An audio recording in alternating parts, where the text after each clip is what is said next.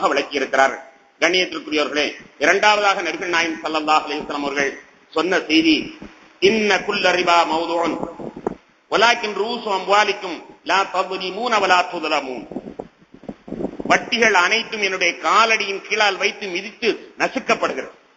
வட்டிகள் அனைத்தும் என்னுடைய காலடியின் கீழால் வைத்து நசித்து மிதிக்கப்படுகிறது என்றாலும் உங்களுக்கு மூலப்பொருள் திருப்பி தரப்படும். நீங்கள் அநியாயம் செய்யவும் மாட்டீர்கள், அநியாயம் செய்யப்படவும் மாட்டீர்கள். வட்டி யாராவது கொடுத்திருப்பீர்களே ஆனால் உங்களுக்குள்ள மூலப்பொருள் அசல் பொருளை தரப்படும்.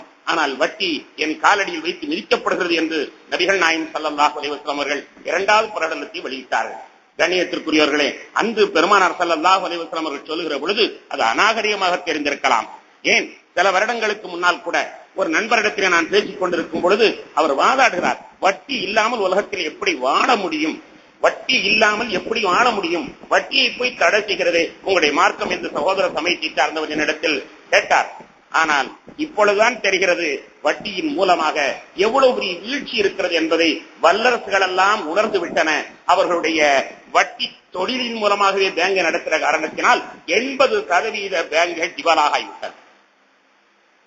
பெருமானார் ஸல்லல்லாஹு அலைஹி வஸல்லம் அவர்கள் பிரகடனப்படுத்தி 1430 ஆண்டுகள் பிறகு அந்த உண்மையை இன்று சமுதாயம் கண்டிருக்கிறது. வட்டி வீழ்ச்சியைத்தான் தரும், வட்டி அனைத்தும் என்னுடைய காலடியில் வைத்து நசுக்கப்படுகிறது என்று நபிகள் நாயகம் ஸல்லல்லாஹு அலைஹி வஸல்லம் அவர்கள் ஆசையில் அவர்கள் வெளியிட்ட அந்த இரண்டாவது செய்தி உலகமெல்லாம் இன்று உணர தலைப்பட்டிருக்கிறது. கண்ணியத்திற்குரிய பெருமக்களே, வல்லரசுகள் எல்லாம் கிட்டத்தட்ட 240 பேங்குகள் மூடப்பட்டிருக்கின்றன. அமெரிக்காவிலே 240 பேங்குகள் மூடப்பட்டிருக்கிற அதே நேரத்திலே ஷரியத் பேங்குகள் 140 பேங்குகள் திறக்கப்பட்டிருக்கின்றன. ஷரியத் பேங்குகள் 140 நாடெங்கிலும் திறக்கப்பட்டிருக்கின்றன என்ற செய்தியை பார்க்கிற பொழுது வட்டி இல்லாத மூலதனம் தான் உலகத்தில் வாழும் என்பதை நாம் புரிந்து கொள்கிறோம். இந்த வட்டிக்கு கொடுத்தவர்கள் எல்லாம் கடைசியில் வட்டி இல்லாத அரபுகளிடத்திலே சென்று தங்களுடைய பேங்குகளை மீட்டுவதற்கு ஏதாவது உதவி செய்யுங்கள் என்று கையேந்த நிலையிலே இருக்கிறார்கள் என்பதை உலகத்தில் நாம் பார்த்துக் கொண்டிருக்கிறோம். அரபகத்திலே வட்டி இல்லாமல் இருந்த காரணத்தினால் அவர்களிடத்தில் தான் பொருளாதாரம் இருக்கிறது, எனவே நீங்கள் தாருங்கள் என்பதாக நீங்கள் தந்துதான் எங்கள் பேங்கை காப்பாற்ற வேண்டும் என்று உதவிக்கு கேட்கின்ற அளவிற்கு அங்கே செல்கிற பொழுதுதான் வட்டியின் நிலைமையை நம்மால் புரிந்து கொள்ள முடிகிறது. அன்பிற்கும் மதிப்பிற்கும் முடித்தான பெருமக்களே, எனவே வட்டி என்பது நம்முடைய வாழ்க்கையிலே கலந்து விடாமல் நாம் பாதுகாத்துக் கொள்ள வேண்டும்.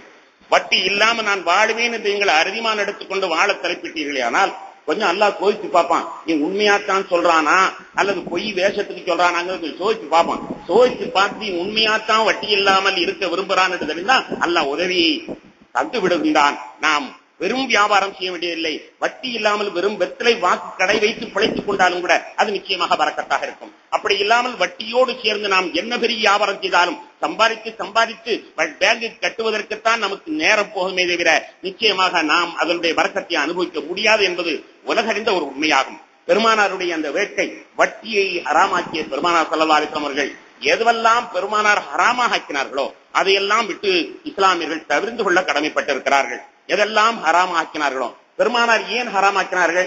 அவர்களுக்கு அந்த பொருளின் மீது அவர்களுக்கு ஒரு பொறாமையா, பொருளின் மீது பொறாமையா?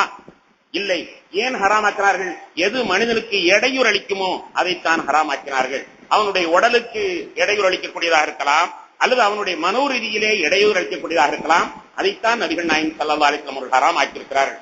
பெருமானார் ஸல்லல்லாஹு அலைஹி வஸல்லம் அவர்கள் சொல்லுகிற செய்தி ஹஜ்ரத் ஜாபிர் ரலியல்லாஹு அவர்கள் அறிவிக்கிறார்கள். புகாரி முஸ்லிமிலே பதிவு செய்யப்பட்டிருக்கிறது. இன்னல்லாஹ வ ரசூலுஹு ஹர்ரம பைஅர் ஹம்ரி, அல்லாஹ்வும் அல்லாஹ்வுடைய ரசூலும் மதுபானத்தை விற்பதை ஹராமாக்கி இருக்கிறார்கள். வல் மைக்கத்தி, இறந்து போனதை செத்து போனதை விற்பதை ஹராமாக்கி இருக்கிறார்கள். வல் ஹின்ஜீரி, பன்றியை விற்பதை ஹராமாக்கி இருக்கிறார்கள். வல் அஸ்னாமி, சிலுவைகள் விற்பதை ஹராமாக்கி இருக்கிறார்கள் என்று நபிகள் நாயகம் ஸல்லல்லாஹு அலைஹி வஸல்லம் அவர்கள் சொன்ன செய்தியை புகாரியிலையும் முஸ்லிமிலையும் பதிவு செய்யப்பட்டிருக்கிறது. எதெல்லாம் ஹராமாக்கப்பட்டிருக்கிறதோ அதெல்லாம் விற்பனை செய்வதும் வட்டிக்கு ஈடான வியாபாரம் தான். ஹராமாக்கப்பட்ட அனைத்தும் அவைகளை விற்பனை செய்வது வட்டிக்கு ஈடான ஹராமானவைகள் தான். இதனால்தான் இஸ்லாத்தில் ஒரு பொது நியதியை சொல்வார்கள், எதை உபயோகிப்பது ஹராமோ அதையெல்லாம் விற்பதும் ஹராம், எதை உபயோகிப்பதை இஸ்லாம் தடை செய்திருக்கிறதோ அதையெல்லாம் விற்பதும் ஹராமாகும்.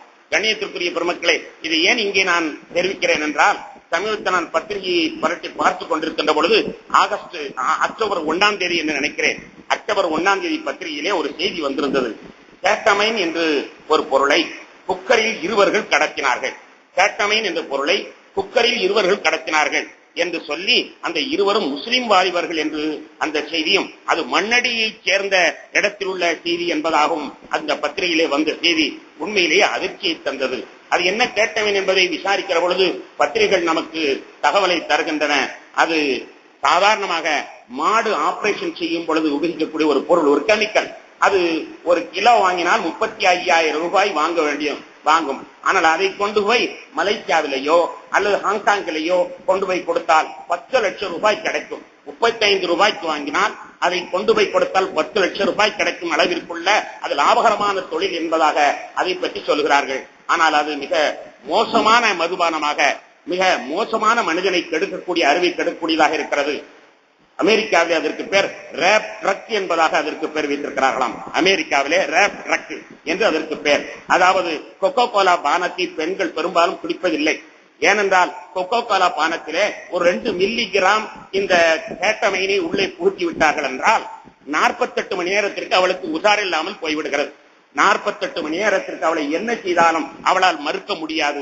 எனவே பெண்களை கற்பழிப்பதற்கு ஒருவர் அல்ல, 48 மணி நேரம் 48 பேர் கற்பழித்தாலும் கூட அவளால் ஒன்றும் பதில் சொல்ல முடியாத அளவுக்கு அவளை அறிவை இழக்க செய்திருந்த அளவிற்கு கொடூரமான ஒரு பொருள் என்பதை பத்திரிகைகள் நமக்கு சொல்லி காட்டுகின்றன.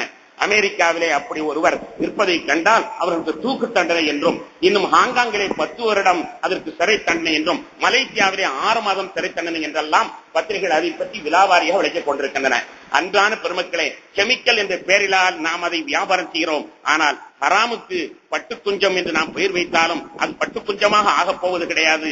கெமிக்கலை நாம் கெமிக்கல் என்று பெயர் வைத்தாலும் அது ஹராமு தான், அறிவை கெடுக்கக்கூடியது. அது மிக மோசமான ஒரு வியாபாரம். இஸ்லாமியர்கள் அதை விட்டும் தவிர்த்து கொள்ள வேண்டிய கடமை உள்ளவர்களாக இருக்கிறார்கள். பெருமானார் ஸல்லல்லாஹு அலைஹி வஸல்லம் அவர்கள் அவருடைய ஆசையை நாம் எண்ணி பார்க்க வேண்டும். இஸ்லாமியர்கள் முழுமையாக வட்டியிலிருந்து நீங்கக்கூடியவர்களாக இருக்க வேண்டும். இன்னும் எதுவெல்லாம் ஹராமோ அதை விட்டெல்லாம் அவர்கள் ஒதுங்கக்கூடியவர்களாக இருக்க வேண்டும் என்பதை எண்ணி பார்க்க வேண்டும். வியாபாரம் செய்யக்கூடியவர்கள் எதை உபயோகிப்பது ஹராமாக இருக்கிறதோ அத்தகைய வியாபாரத்திலே தலையிடாமல் தங்களை அவர்கள் பாதுகாத்துக் கொள்ள வேண்டும். ஹராம் எவ்வளவு வந்தாலும் அது ஹானியைத்தான் உண்டாக்குமே தவிர அழிவைத்தான் தரும் தவிர முன்னேற்றத்தை தராது. நமக்கு அது தேவையை அடக்காது என்பதை சிந்தனை செய்து பார்க்க